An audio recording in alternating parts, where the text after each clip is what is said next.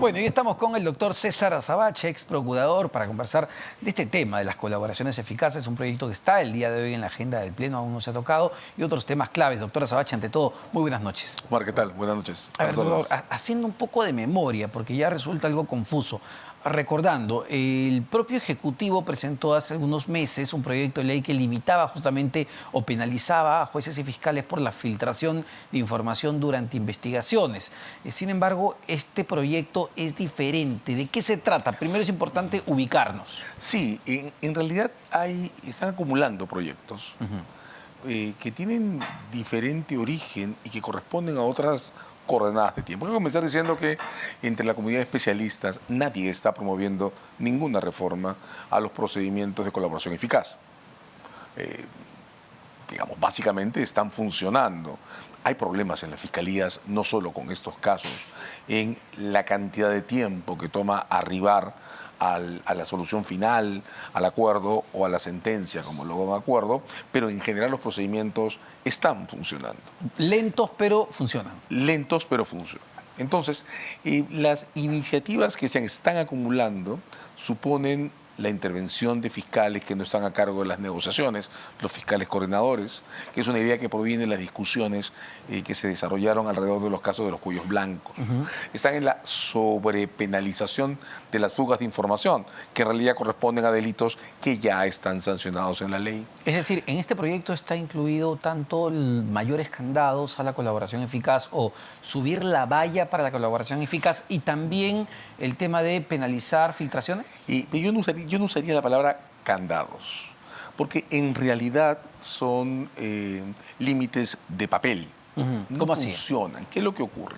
Por ejemplo, imaginemos la idea del plazo que estaba también en uno de los anteriores proyectos que tuvo la Comisión de Justicia. El plazo para las colaboraciones eficaces es siempre inmanejable porque siempre habrá razones de necesidad que permitan generar ampliaciones. De otro lado, el perjudicado por el retraso es el colaborador que aspira a beneficios, no alguien fuera del procedimiento, que ni siquiera tiene acceso a sus términos, de modo que ni siquiera se enterará cuánto tiempo duró el caso. Entonces, ok, imaginemos que el Congreso decide poner un plazo, 5 meses, 6 meses, algo que se les imagine, porque como repito, no hay ninguna objeción teórica o académica a los términos de duración del procedimiento. Pues bien, que alguien reclame por esa duración del plazo es imposible, porque solo podrían reclamar el fiscal que está negociando y que necesita el tiempo o el colaborador que quiere una exoneración, no algo a lo que tenga derecho, sino una exoneración de responsabilidad. En esos términos, limitar o pretender manipular los plazos del procedimiento no tiene ningún sentido. No va a tener ningún efecto así se aprobase. Ningún efecto práctico. Más difícil fue esta idea de concentrar los procedimientos en los superiores coordinadores, que como repito, en realidad se originó en las discusiones alrededor del manejo de colaboraciones de los cuellos blancos. ¿A qué nos referimos con eso? Es decir, que el fiscal superior esté durante el proceso de colaboración. Obligatoriamente informado sobre todo lo que pasa con las colaboraciones. Bueno, eso pasa con una fluidez impresionante en los casos Odebrecht. Y creo que está claro que el coordinador Vela maneja perfectamente el estado de los casos de sus fiscales sin que eso provoque ninguna protesta, interferencia o reserva. ¿Pero se refiere a un tema de remitir información o estar presencialmente durante el proceso? Se refiere a una obligación de saber. Okay. Esa idea nació con ocasión a un problema que se registró en tiempos del anterior fiscal superior de los casos de corrupción en general, a quien se le pidió cuentas, por ejemplo, por los términos de las diligencias que se planificaron en el caso, en alguno de estos casos vinculados a periodistas y asesores de la Fiscalía de la Nación. Y se discutió también con ocasión a las diferencias que se registraron en la anterior confirmación de los casos de los cuellos blancos entre las fiscales originales, Sánchez y compañía, y el fiscal Fernández, donde había protestas sobre el uso contradictorio de los colaboradores y los cargos por imputaciones, pero en general esos no son problemas que se puedan resolver a partir de la coordinación. Porque, de nuevo, el nivel de información que fluye dentro de las fiscalías depende del modo en que se conducen los coordinadores que ya están a cargo del proceso. Y en ningún caso una negociación tan sensible como la de colaboración puede tener información difundida más allá de lo que quien conduce la negociación decide abrir. Entonces, doctor, desde su punto de vista de aprobarse un proyecto de este tipo, que está en la agenda del Pleno del Congreso, ¿no impactaría en futuras colaboraciones eficaces? De hecho, en ninguna en curso, porque como estas ya comenzaron, Ajá. la idea de los procedimientos reservados es que las reglas con las que se tramitan son aquellas con las que comienza la negociación, Sí, claro. no las que cambian en el camino. Es decir, Castillo, Keiko, Ollanta, Lavallato, nada de eso Fuera entra del acá. alcance de cualquier modificación. Ya, ¿y las futuras? Desde mi punto de vista, incluso colaboraciones como la de Pacheco, por ejemplo, están fuera del alcance de Porque ya estas iniciaron, reglas, ¿no? porque ya comenzaron. Y estos son temas sensibles. No se pueden cambiar las reglas a claro. mitad del procedimiento. Creo que para las futuras, si alguien cree que estos son contraestímulos que pueden disuadir nuevas colaboraciones, pues creo que se equivoca profundamente. Porque como vengo diciendo, las llaves, las supuestas llaves que se han venido discutiendo como límites a la colaboración eficaz, son todas de papel. Ninguna puede ser exigida judicialmente, ninguna tiene un verdadero vehículo para limitar el avance de las negociaciones. Y claro, problemas prácticos como los que se produjeron en aquel tiempo entre el fiscal Sánchez y el fiscal Fernández no existen ahora en los equipos de investigación. Es decir, tampoco estamos, doctor, frente a formalismos que esta ley introduce que puedan traerse abajo un procedimiento de colaboración eficaz si una de las partes decide impugnarlo, diciéndole al fiscal, oye, pero tú no cumpliste este punto y este punto que establece la nueva ley aprobada por el Congreso. Es que no tiene ningún efecto. Y voy a explicar además por qué. Estamos confundiendo la idea de la colaboración eficaz. La colaboración eficaz no es un proceso en el que intervengan muchas personas. Interviene el solicitante e interviene el fiscal que tiene a su cargo la negociación.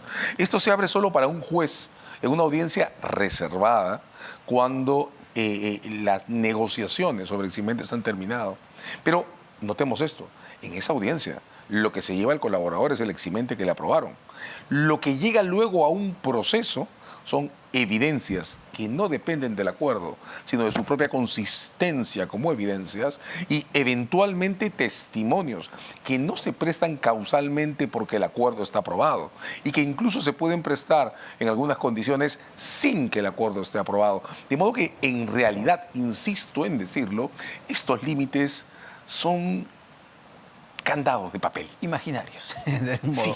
Doctor, el otro punto que está incluido en este proyecto, no sé cuán preocupante puede ser, penalizar, limitar la filtración de información durante las investigaciones. Entiendo que incluso ya Proética se ha pronunciado al respecto, hay preocupación de este tema y que recuerda mucho al proyecto que presentó el Ejecutivo Sí, claro. hace algunos meses. Claro, porque la idea es la misma. Exacto. ¿No? Ahora, notemos esto, ¿no? La cuestión de la reserva y de identidad de alguien que delata a sus coautores o a los responsables de su organización ya está sancionada por la ley. Lo que hacen estas ideas es intentar lanzar un mensaje de mayor represión para cosas como la circulación de copias, documentos o de la propia información sobre el contenido de la declaración. Bien, la reserva está puesta en estas leyes para proteger al delator, no para criminalizarlo, ni a él ni a su entorno. Y hay que notar, observar, que en muchos casos la reserva es una válvula que a veces el propio delator debe traspasar para mejorar su propia protección. Solo dos ejemplos.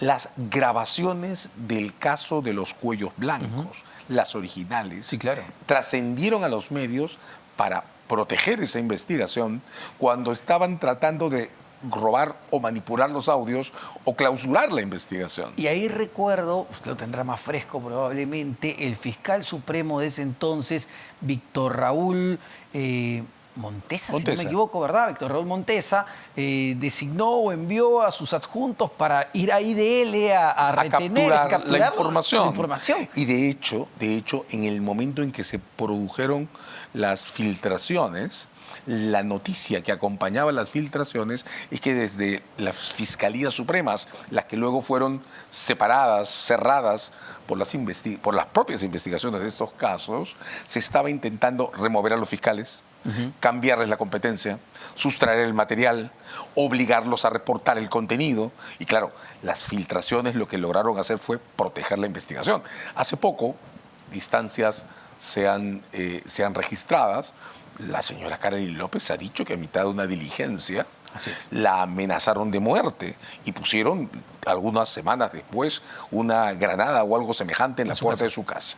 De varias maneras, la difusión que la señora López y el señor Nakazaki han hecho del contenido ha sido un vehículo o ha producido como efecto protegerle. Entonces la reserva no es una cosa unilateral o que se pueda convertir en una sanción, en una prohibición, en algo manipulable de esta manera. Ya, pero un proyecto de este tipo, que está tal cual en este momento para ser debatido en el Pleno del Congreso, pone en riesgo justamente esas filtraciones que muchas veces, como usted bien señala, ayudan justamente a proteger la investigación. Bueno, forman un mensaje muy perverso, porque colateralmente afectan también esa tensión permanente entre investigaciones periodísticas abiertas y acceso a información reservada. El del acceso a información reservada por la prensa, es un dilema con el que hay que vivir, porque es parte de las tensiones institucionales que se producen en una sociedad abierta, que al mismo tiempo está afectada por fenómenos criminales que deben investigarse con mucho cuidado. Eso no se arregla con una prohibición. De modo que si se aprobara algo en esa dirección, lo inmediato va a ser que sea descartado por inconstitucional y jamás aplicado.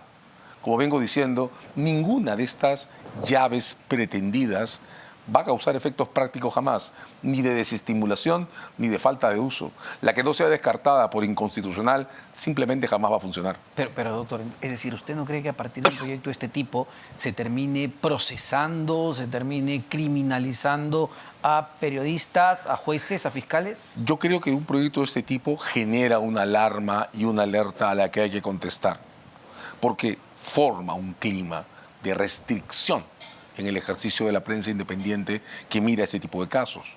Pero si suponemos una escena en la que el Congreso se atreve a aprobarlo, pues entonces la inconstitucionalidad por inaplicación o por sentencia del tribunal va a ser inminente. Ahora, desde el punto de vista político, ¿qué nos dice que esto se haya aprobado con votos de, digamos, partidos teóricamente en las antípodas, ¿no? Opuestos? Nano Guerra por Fuerza Popular, Valdemar Cerrón por Perú Libre. Bueno, creo que hace bastante tiempo hemos venido notando que las antípodas son virtuales, ¿verdad? No existen en el plano de los ejercicios prácticos cuando son contrainstitucionales. Bueno, sí, estos proyectos están cambiando de signo. Originalmente fueron promovidos en contra de las investigaciones contra la señora Fujimori y ahora están siendo promovidos en contra de cualquier investigación anticorrupción. Nos dice mucho, entonces, que esto vuelva a salir a la luz.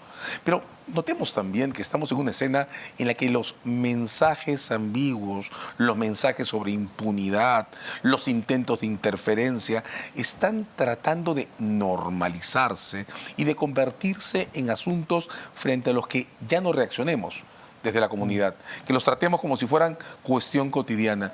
De modo que incluso repetir ese tipo de mensajes, sabiendo que no van a producir efecto, forma parte también de esta oferta que nos contamina y nos impregna de continuo ataque a los cimientos de la institucionalidad y del equilibrio. Ahora, doctor, quería cambiar un poco de tema, hablar de algunas investigaciones ya abiertas y en curso. Una de las que, bueno, ya se había anunciado por parte de la fiscal Marita Barreto, la jefa de este equipo especial del Ministerio Público, pero, digamos, se ha materializado el día de hoy. Ya se ha abierto una investigación al ex jefe de la Digimin, el ex general Whitman Ríos, y al actual jefe de contrainteligencia, que sigue pues, en el Ministerio del Interior por esta salida intempestiva o intento de salida intempestiva del coronel Harvey Colchado. Los investigan por abuso de autoridad. ¿Hasta dónde puede llegar esta investigación y cuál es el nivel de alcance que puede tener hacia el ministro Willy Huerta, que ha dicho que él no sabía absolutamente nada de esto? Bueno, hay que notar que desde que se reconoció constitucional investigar al presidente de la República, se ha abierto también alrededor de esa escena un espacio de tensiones muy fuerte, ¿no? Recordemos que esta historia, la de las interferencias sobre el equipo de investigación, comenzó con la remoción de un ministro, González, por hacer lo que la Fiscalía dispuso que se haga, formar este equipo. Transitaron hacia esta escena extraña en la que, destituido González, el ministro entrante le pide una entrevista a la Fiscalía de la Nación para que ella autorice remover al equipo que el Ministerio Público había formado, y se va del Ministerio Público con un pedido completamente rechazado que no tenía ningún sentido. Y pasa que semanas después un funcionario intermedio de la policía hace eso que la fiscal de la Nación había rechazado en esa reunión, para que de inmediato el ministro diga o pretenda que no sabía nada sobre la escena y lo deshaga. Creo que hay una especie de libreto o rutina ya establecida alrededor de este caso. Mi impresión es que Castillo confía, su defensa confía, en que la vacancia va a ser una meta que, más allá de las intenciones de algún sector del Congreso, se mantenga inalcanzable mientras mantengan esos 40 o 42 votos que consideran grabados en piedra a su favor. Creo que la defensa de Castillo apuesta a simplemente soportar hasta el terminar del mandato, sin más novedad que la existencia de un caso cuyo contenido quieren banalizar o trivializar. Creo que debemos estar listos porque cada cierto tiempo aparecerá una nueva escena de interferencias con algún intento que de pronto se desmonta, como se desmontó la última fuga de la hija del presidente, la que se entregó apenas renunció el abogado, que luego regresó. Entonces esto va a tener tiros y aflojas. Mientras tanto, mi impresión es que las noticias realmente sólidas de ese caso van a venir del lado de la policía. Porque lo que sí ha quedado claro en esta primera escena, en la anterior quedó claro que el presidente puede ser incluso suspendido si hace algo realmente grave en esta área. Lo que ahora ha quedado claro es que el equipo de Javi Colchado es intocable y el Ministerio del Interior no lo va a poder sacar. Probablemente el siguiente ataque va a venir por el lado del presupuesto. Estamos entrando a octubre.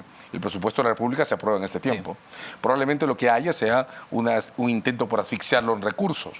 Y, como digo, por desgracia, en algún tiempo más, otro intento por removerlo que terminará igual que este. Bueno, pero también entiendo con estas investigaciones que se abren, ya no a ministros, sino a mandos un poco más intermedios. Se lo pregunto, ¿no es un mensaje que también da la Fiscalía señalando, oigan, cuidado todos los que están dispuestos a jugarse con sus firmas y con sus decisiones para tratar de hacerle el juego justamente al entorpecimiento, y vamos a investigar a todos los que estén involucrados con esto? Porque hay consecuencias. El mensaje es, hay consecuencias, ¿no? De hecho, se dice, algunas fuentes con las que he podido hablar en estos días me confirman que dentro de la policía no hay un respaldo uniforme a este tipo de maniobras, sino todo lo contrario. Sí, como tú, creo que también hay un mensaje de la Fiscalía en punto a que cooperar con estas intromisiones tiene consecuencias. Sin embargo, creo que hay algo por resolver aquí. Pues claro, y Harvey Colchado, en persona o a través de sus abogados, ha construido una muralla muy sólida de resguardo a su integridad. Tengo, sin embargo, la impresión, aunque esta investigación va en la línea de lo correcto, que el Ministerio Público como entidad tendría que haber hecho más en defensa de quien está siendo atacado, no por razones personales, sino por formar parte de un equipo de investigación al servicio de las fiscalías. Salimos de esta escena con un resultado óptimo. Insisto en decir, creo que Harvey Colchado ha creado un muro de contención legal a su alrededor, pero creo que nos falta un mensaje de solidez, de respaldo del Ministerio Público hacia él. Ahora, pero a ver, ¿cuánto puede resistir también, doctor, este muro? Porque entiendo que la defensa de Harvey Colchado ha presentado una acción de amparo ante el Poder Judicial, es verdad. Y ha contestado muy enfáticamente a las investigaciones internas. Por lo que pueda pasar en inspectoría, pero uno diría, esa atribución del presidente, no sé, del ministro, del comandante general, de pasar o invitar al retiro a Harvey Colchado, es decir, ¿qué pasa en ese escenario? ¿La Fiscalía no podría intervenir ahí? Yo tengo la impresión que sí, pero de hecho, mi impresión es que el caso que mejor representaría el sentido de esta crisis, la que se ha armado alrededor de estos intentos por investigarle, habría resultado de un pedido de la Fiscalía de la Nación al Poder Judicial, a la Corte Suprema, para que ordene al presidente de la República y al ministro del Interior no tocar a un equipo de investigación que ha sido personalmente elegido por una fiscal para hacer algo tan importante como investigar a aquel que le quiere destituir. Una orden de no hacer, una orden que paralice cualquier afectación a este equipo no autorizada por la Fiscalía, desde mi punto de vista, pondría punto final a estos intentos y todavía falta que sea lanzada. Ahora, un par de preguntas rápidas, una vinculada al presidente Castillo y la otra no tanto, que tiene que ver con Heiner Alvarado, ¿no? Ayer fue la audiencia para el impedimento de salida del país por 36 meses, la defensa se allanó, pero un dato curioso, que él justo un día antes de esta audiencia firma contrato con una empresa constructora que se había visto beneficiada por el decreto de urgencia que él mismo firmó y que está justamente en el cuestionamiento. Me parece que un contrato de 5 millones de soles o por ahí más. Y ya pues parece que la defensa se dio cuenta y hoy Heiner Alvarado renunció a esta empresa. Duró 2 días, creo. Curioso, ¿no? Porque Heiner Alvarado pidió que retiren el resguardo policial que tenía, luego se dio cuenta y aceptó que se lo repongan. Luego él pide a una empresa vinculada que le haga un contrato para simular que tiene arraigos laborales ante el juez, se da cuenta y renuncia. Mi impresión es que este perfil errático muestra varias cosas. La primera, la poca estructuración de su defensa. La segunda, el modo en que se despliega alguien que actúa a capricho personal. Ahora, si rascamos, si movemos las piezas en esa dirección, notemos que a alguien se le ocurrió que la hija del presidente se fugue y luego hubo un retroceso y tuvieron que presentarla o permitir que se presente. A alguien se le ocurrió que a Harvey Colchado se le podía expulsar con un memorándum y tuvieron que retirar el memorándum. En general, hay dos lecturas de esto. Un comportamiento absolutamente errático que al mismo tiempo quiere banalizar el capricho y acostumbrarnos a que estas cuestiones se sostengan en el tiempo en base a caprichos personales, tratando, Omar, de llegar al final del mandato, que parece ser la única meta clara que tiene la defensa de Castillo en este caso. Ahora, doctor, para terminar, un tema, de fondo en realidad, y que tiene que ver con los casos anteriores, justamente todo lo que vincula al caso Lavallato y en particular el caso Ollanta-Humala Nadine Heredia con el financiamiento de campaña de Odebrecht y el caso Keiko Fujimori, que también fue financiamiento de campaña. No los casos de corrupción, que son otro tema. Ya el entidad del Poder Judicial le ha dicho a la Fiscalía que no, que el juez César San Martín va a poder decidir sobre estos casos. ¿Qué impresión le da? ¿Por dónde podría ir la decisión de la Corte Suprema en estos casos específicos? Porque entiendo que tiene que definir si el financiamiento no declarado constituye o no constituye lavado de activos, que es el fondo del asunto. Bueno, en realidad es una manera de aproximarse al fondo del asunto. Hay que reconocer que la discusión sobre el alcance de las reglas sobre lavado de activos en estos casos, los casos de postulaciones electorales, no es simple. La discusión no pasa por elegir o definir el momento a partir del cual el financiamiento ilegal está prohibido, porque eso está claro. Eso fue el año 19. Así es. La discusión pasa por establecer las reglas que le exijan a una persona, en su caso Nadine Heredia, en su caso los colaboradores de Keiko Fujimori, reconocer que quien tienen al frente está lavando activos.